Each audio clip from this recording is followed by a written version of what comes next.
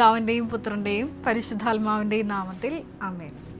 പരിശുദ്ധ ദൈവമാതാവിൻ്റെ കരം പിടിച്ച് ദൈവപിതാവിനെ മുഖാഭിമുഖം കാണുവാൻ ഈ ഭൂമിയിലായിരുന്നു കൊണ്ട് മരിയൻ ഉടമ്പടി എടുത്തുകൊണ്ട് കൂടുതൽ വിശ്വസ്തയോടെ തീക്ഷ്ണതയോടെ മരിയൻ ഉടമ്പടി നിബന്ധനകൾ പാലിച്ച് മുന്നേറാൻ ഉതകുന്ന ലിവിങ് ഓറക്കിൾസ് ജീവവചസ്സുകൾ എന്ന വലിയ ശുശ്രൂഷയുടെ 56-ാമത്തെ എപ്പിസോഡിലേക്ക് എല്ലാവരെയും ദൈവനാമത്തിൽ സ്വാഗതം ചെയ്യുന്നു.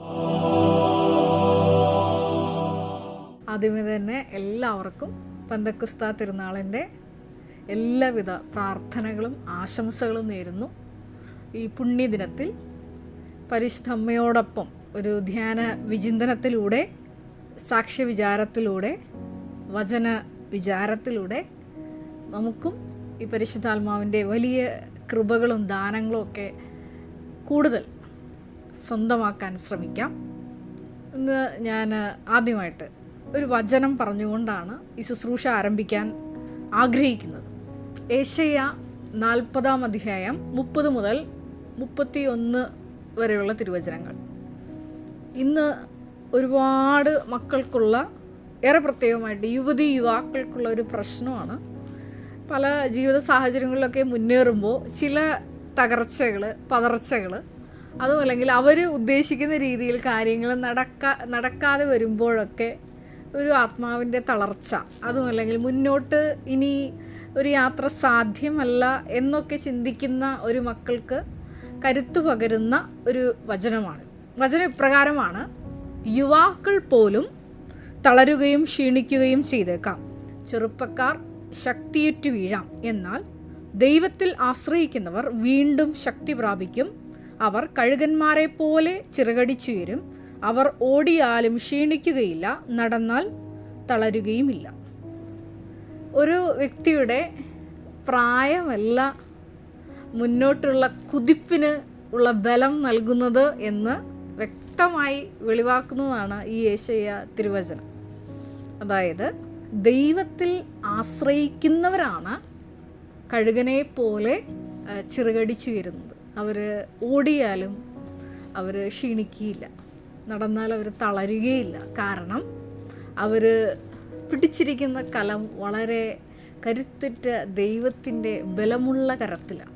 ഈ ഒരു ആശ്രയത്വ ബോധം ഈ ഒരു പെന്തക്കോസ്താ തിരുനാളിൽ ആദ്യമായിട്ട് ഞാൻ നിങ്ങൾക്ക് തരാൻ ഉദ്ദേശിക്കുന്ന ഒരു വചനചിന്തയാണ്. അതായത് ഒന്നിലും നിങ്ങൾക്ക് മടുപ്പ് തോന്നരുത്, തളർന്നു പോകരുത്.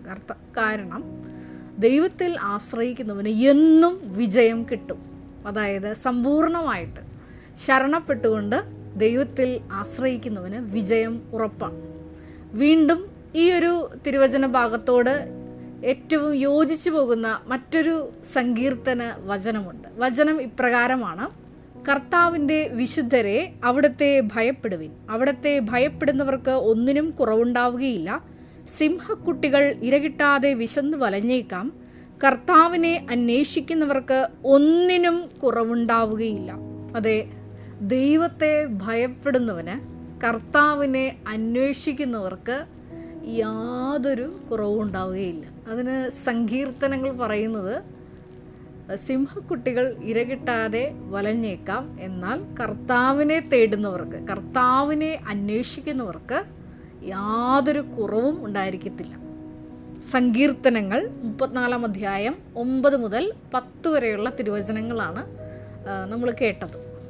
അപ്പോൾ ഈ ഒരു 2 തിരുവചനങ്ങളിലൂടെ ഞാൻ പറയാൻ ആഗ്രഹിച്ച 2 കാര്യങ്ങൾ ഇപ്രകാരമാണ്. ജീവിതത്തിൽ നിങ്ങൾ ഒരു ലക്ഷ്യം വെച്ച് മുന്നേറുമ്പോൾ ഒരുപാട് തളർച്ചകളും പരാജയങ്ങളും ഒക്കെ ഉണ്ടാകാം. പക്ഷേ കർത്താവിൽ ആശ്രയിക്കുന്നവൻ ഒരിക്കലും വീണു പോവുകയില്ല. അവന് ദൈവം തന്നെയാണ് ഒരു ഉത്തരം നൽകുന്നത്. അതാണ് ഈ ഒരു പെന്തക്കോസ്താ ദിനത്തിൽ നിങ്ങൾ സ്വന്തമാക്കേണ്ട ആദ്യത്തെ ഒരു കഴിവ് എന്നുള്ളത്. അതായത് മടുപ്പ് കൂടാതെ കർത്താവിൽ ആശ്രയിച്ച് മുന്നേറാനുള്ള വലിയൊരു കൃപ, അത് നിങ്ങൾ ചോദിച്ചു വാങ്ങിക്കണം ഈ ഒരു പെന്തക്കോസ്താ ദിനം. വീണ്ടും ഞാൻ നിങ്ങളോട് പറയാൻ ആഗ്രഹിക്കുന്ന മറ്റൊരു തിരുവചനം ലൂക്ക 11-ാം അധ്യായം 11 മുതൽ 13 വരെയുള്ള തിരുവചനങ്ങളാണ്. ഈ ഒരു തിരുവചന ഭാഗം നിങ്ങളോട് പറയാൻ കാരണം, ഇങ്ങനെ മടുപ്പ് കൂടാതെ ഈശോയോട് പ്രാർത്ഥിക്കുവാൻ കൃപകൾ ചോദിക്കുവാൻ, അനുഗ്രഹങ്ങൾ സ്വന്തമാക്കുവാൻ നമ്മളെ സഹായിക്കുന്ന ഒരു തിരുവചന ഭാഗമാണിത്. ലൂക്കാ സുവിശേഷം വ്യക്തമായിട്ട് അത് പറഞ്ഞു വെക്കുകയാണ്. ഇപ്രകാരമാണ് പറയുന്നത്: നിങ്ങളിൽ ഏതൊരു പിതാവാണ് മകൻ മീൻ ചോദിച്ചാൽ പകരം പാമ്പിനെ കൊടുക്കുക, മുട്ട ചോദിച്ചാൽ പകരം തേളിനെ കൊടുക്കുക? മക്കൾക്ക് നല്ല ദാനങ്ങൾ നൽകാൻ ദുഷ്ടരായ നിങ്ങൾക്കറിയാമെങ്കിൽ സ്വർഗസ്ഥനായ പിതാവ് തന്നോട് ചോദിക്കുന്നവർക്ക് എത്ര അധികമായി പരിശുദ്ധാത്മാവിനെ നൽകുകയില്ല. ഇന്ന് പെന്തക്കോസ്ത തിരുനാൾ ദിനം ഏറെ പ്രത്യേകമായിട്ട് എന്നെ കേൾക്കുന്ന യുവതി-യുവാക്കൾ പരിശുദ്ധാത്മാവിന് വേണ്ടി ദാഹിച്ചു പ്രാർത്ഥിക്കാൻ വേണ്ടിയിട്ടാണ് ഈ ഒരു വചനം പ്രത്യേകമായിട്ട് നിങ്ങളോട് പറയുന്നത്. ലൂക്കായുടെ സുവിശേഷം 11 അധ്യായം 11 മുതലുള്ള തിരുവചനങ്ങൾ. അതായത് സ്വർഗസ്നായ പിതാവ് തന്നോട് ചോദിക്കുന്നവർക്ക് എത്ര അധികമായിട്ട് പരിശുദ്ധാത്മാവിനെ നൽകുകയില്ല. അപ്പോൾ നമ്മൾ ചോദിക്കുന്ന വിഷയം തന്നെ ഈശോ അഡ്രസ്സ് ചെയ്ത് നമുക്ക് അലോട്ട് ചെയ്ത് തരാൻ റെഡിയാണ്. ഒന്ന് മാത്രം, നമ്മൾ പരിശുദ്ധാത്മാവിനെ ചോദിക്കണം. അതാണ് മത്തായി 6:33. നിങ്ങൾ ആദ്യം അവിടുത്തെ രാജ്യവും അവിടുത്തെ നീതിയും അന്വേഷിക്കുവിൻ, ബാക്കിയുള്ളതെല്ലാം ചേർത്ത് നൽകപ്പെടും. അപ്പോൾ ആദ്യം ദൈവരാജ്യ വികസനത്തെ പറ്റിയും ക്രിസ്തുവിനെ ലോകത്തിന് കൊടുക്കാനുള്ള കൃപയ്ക്ക് വേണ്ടിയിട്ട് പരിശുദ്ധാത്മാവിൻ്റെ വലിയ അഭിഷേകം നിങ്ങൾ ചോദിച്ച് വാങ്ങിച്ചാൽ ബാക്കി ഭൗതിക വിഷയങ്ങളെല്ലാം തന്നെ ഈ കൃപ ചോദിക്കുന്നതിനോടൊപ്പം തന്നെ അപ്പോൾ ഈ പരിശുദ്ധാത്മാവിനെ നിങ്ങൾക്ക് നൽകപ്പെടും എന്നുള്ളതിനോടൊപ്പം തന്നെ ബാക്കിയുള്ള വിഷയങ്ങളും നിങ്ങൾക്ക് നൽകപ്പെടും. അത് വലിയൊരു ദൈവിക രഹസ്യമാണ്. പലരും നമ്മുടെ ജീവിതത്തിലൊക്കെ പലരും അറിവില്ലായ്മ കൊണ്ട് ആണ് ഭൗതിക വിഷയങ്ങൾക്ക് വേണ്ടി മാത്രം ഈശോയോട് നിരന്തരമായിട്ട് പ്രാർത്ഥിക്കുന്നത്. പക്ഷേ ലൂക്കാ സുവിശേഷകൻ വ്യക്തമായിട്ട് പറയുകയാണ്, മക്കൾക്ക് നല്ല ദാനങ്ങൾ നൽകാൻ ദുഷ്ടരായ നിങ്ങൾക്കറിയാമെങ്കിൽ തന്നോട് ചോദിക്കുന്നവർ എത്ര അധികമായിട്ട് പരിശുദ്ധാത്മാവിനെ നൽകുകയില്ല എന്ന്. അതെ, ദൈവം ആഗ്രഹിച്ചിരിക്കുകയാണ്. എൻ്റെ മകൻ, എൻ്റെ മകൾ, അതായത് ഈശോയുടെ ആ വലിയ പീഡാസഹനത്തിലൂടെ കൈവന്ന, മഹത്വീകരണത്തിലൂടെ കൈവന്ന ആ പരിശുദ്ധാത്മ അഭിഷേകത്തിൻ്റെ വലിയ കൃപകൾ നമ്മൾ ഓരോരുത്തരും സ്വന്തമാക്കണമെന്ന് ഈശോ വളരെ ആഗ്രഹിച്ചിരിക്കുകയാണ്. അപ്പോൾ ഒന്ന് മാത്രം നമ്മൾ ചോദിക്കണം. വീണ്ടും വിശുദ്ധ യോഹന്നാൻ്റെ സുവിശേഷത്തിൽ ഈ ഒരു കൃപ ചോദിക്കാനുള്ള നമ്മുടെ ആധ്യാത്മിക നടപടി എന്തായിരിക്കണം എന്നുകൂടി വ്യക്തമായിട്ട് സുവിശേഷകൻ പറഞ്ഞു വയ്ക്കുന്നുണ്ട്. വചനം ഇപ്രകാരമാണ്. വിശുദ്ധ യോഹന്നാൻ്റെ സുവിശേഷത്തിൽ 7 അധ്യായം 37 മുതലുള്ള തിരുവചനങ്ങൾ.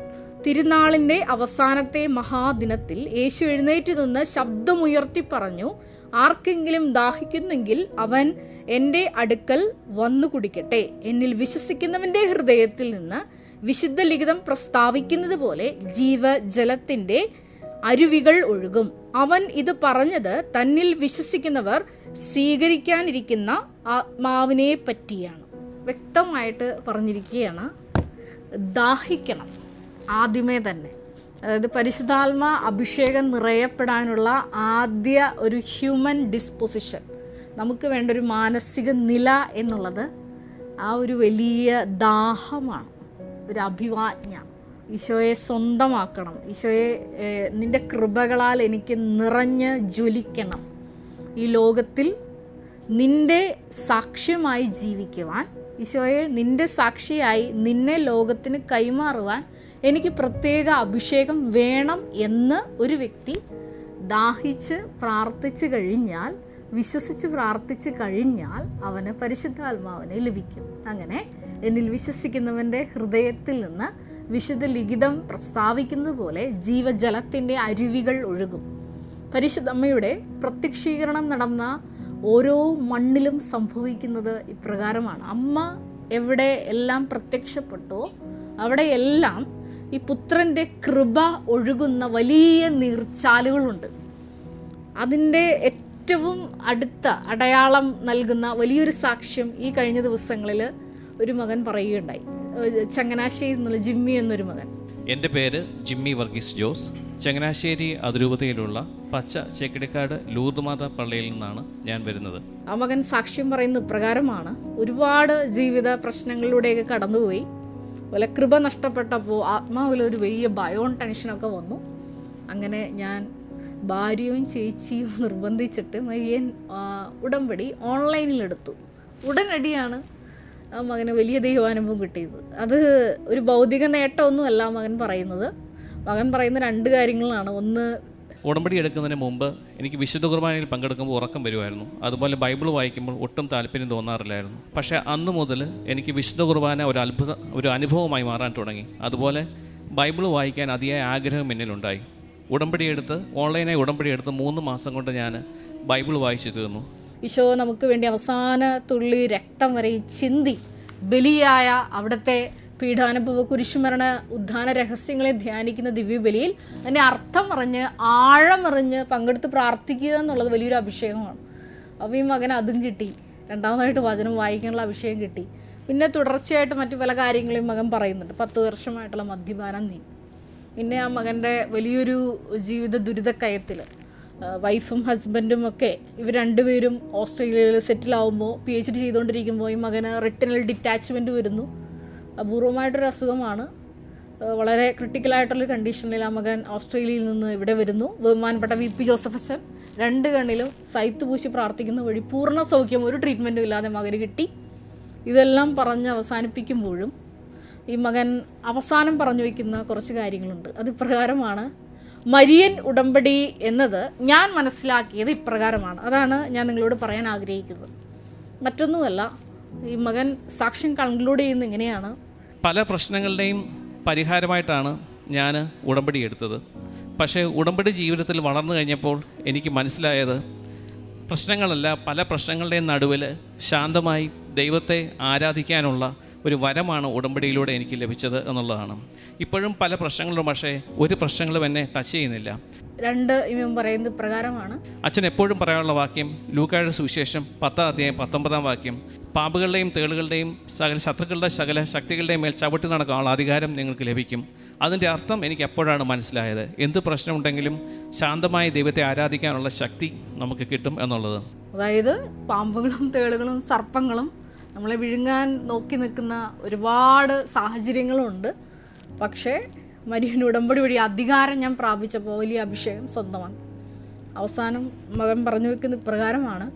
പണ്ഡിതനെന്നോ പാമരനെന്നോ വ്യത്യാസമില്ലാതെ എല്ലാവരെയും നിത്യതയിലേക്ക് യാത്ര ചെയ്യാൻ സഹായിക്കുന്ന വലിയൊരു മാർഗമാണ്. അത് ദൈവം തന്ന ഒരു വലിയ മാർഗമാണ് മരിയൻ ഉടമ്പടി. ഇതാണ് പറയുന്നത്.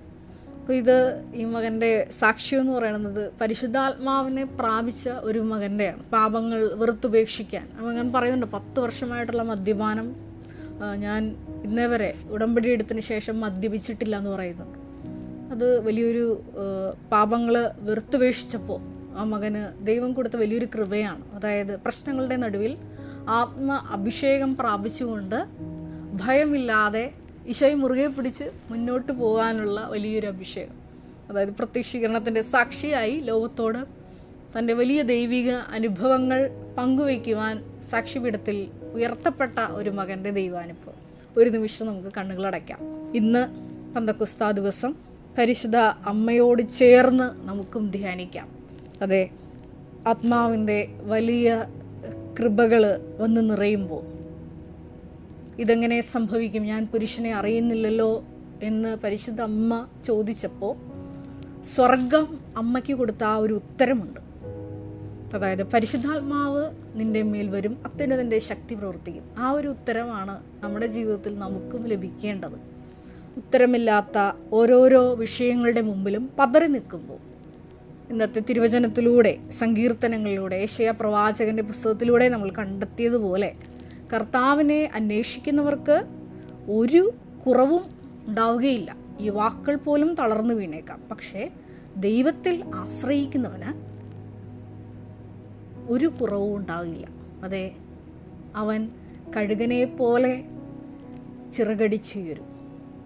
ആ വലിയൊരു കൃപ സ്വന്തമാക്കുവാൻ പ്രത്യേകമായിട്ട് ഇന്ന് ഈ പെന്തക്കോസ്താ തിരുനാൾ ദിനം ഈശോയെ നിനക്ക് വേണ്ടി ദാഹിച്ചു പ്രാർത്ഥിക്കുവാൻ, നിൻ്റെ ആത്മാവിന് വേണ്ടി ദാഹിച്ചു പ്രാർത്ഥിക്കുവാൻ സ്വർഗസ്വനായ പിതാവ് തന്നോട് ചോദിക്കുന്നവർക്ക് എത്ര അധികമായി പരിശുദ്ധാത്മാവിനെ നൽകിയില്ല എന്നുള്ള തിരുവചനത്തിൻ്റെ അടിസ്ഥാനത്തിൽ ആത്മാവിൻ്റെ മുഴുവൻ കൃപകളും പരിശുദ്ധമ്മയിൽ നിറഞ്ഞു തുളുമ്പിയതുപോലെ ഞങ്ങളുടെ ജീവിതത്തിലും ഈ വലിയ ശുശ്രൂഷ വഴി നൽകപ്പെടുവാനും അതുവഴി ഞങ്ങളെ ഇന്ന് അഭിമുഖീകരിക്കുന്ന എല്ലാ പ്രശ്നങ്ങൾക്കുള്ള ഉത്തരം ലഭിക്കുവാനും പ്രത്യേകമായിട്ടുള്ള അഭിഷേകം ഞങ്ങൾക്ക് നൽകണമേ എന്ന് പ്രാർത്ഥിക്കുന്നു. ഓരോ പ്രശ്നങ്ങളിലായിരിക്കുന്ന മക്കൾക്കും ഈശോയെ ഈ സമയം വിടുതലും വലിയ ദൈവാനുഭവങ്ങളും നൽകണമേ എന്ന് പ്രാർത്ഥിക്കുന്നു. കർത്താവായ ക്രിസ്തു വഴി ഞങ്ങൾ സമർപ്പിക്കുന്ന പ്രാർത്ഥന കേട്ടൊള്ളണമേ. Ave Maria. നമ്മുടെ കൃപാസനം പ്രത്യക്ഷീകരണ സന്നിധാനത്തിൽ ബഹുമാനപ്പെട്ട VP ജോസഫ് അച്ഛനോടൊപ്പം സമർപ്പിതരായി ശുശ്രൂഷ ചെയ്യാൻ ആഗ്രഹിക്കുന്ന സഹോദരങ്ങൾ, ഏറെ പ്രത്യേകമായിട്ട് +2 ഡിഗ്രി പാസ്സായ മക്കളുണ്ടെങ്കിൽ തീർച്ചയായിട്ടും താഴെ കാണുന്ന ഇമെയിൽ അഡ്രസ്സിൽ കോൺടാക്റ്റ് ചെയ്യുക. നിങ്ങളുടെ CV അയയ്ക്കുക. തീർച്ചയായിട്ടും പരിശുദ്ധ അമ്മയുടെ പ്രത്യക്ഷീകരണത്തിന് സാക്ഷികളായി ജീവിക്കുവാൻ നിങ്ങൾക്കൊരു ആന്തരിക ബോധ്യം, അതുമല്ലെങ്കിൽ ദൈവപിതാവ് നിങ്ങളെ വിളിക്കുന്നു എന്ന് നിങ്ങൾക്ക് ബോധ്യപ്പെടുന്നുണ്ടെങ്കിൽ തീർച്ചയായിട്ടും ഞങ്ങളെ കോൺടാക്റ്റ് ചെയ്യുക. എല്ലാവരെയും ദൈവം അനുഗ്രഹിക്കട്ടെ.